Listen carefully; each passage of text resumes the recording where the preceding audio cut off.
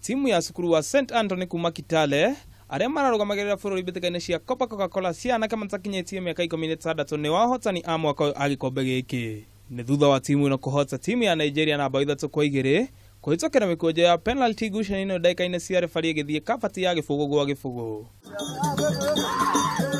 Mbao cia Kenya ikunikirwo ni athaki Haron Kibiwot, David Leon na Isaiah Abwal. Mwanene wa Nyarari arugamereria bururi Nangili Girls ni mahotire bururi wa Zimbambwe na mbao 1 gwa gifugo kumana na mukwaju wa free kick wa muthaki Masengeri. Gucanio ria athakitwo muthi wa Jumaine, Kenya mahotire Zimbambwe na mbao 2 gwa gifugo. Muthaki Kerry Omeneke wa Nigeria niwe utugirwo ari muthaki njorua mwena-ini wa imwana, nake Immaculate Zulu wa Zimbambwe atugwo mwena-ini wa Nyarari. Jacob Onyango niwe utugirwo ari mugwimi njorua wa mbao thutha wa gukunika mbao 5 Mbitika-ini ici.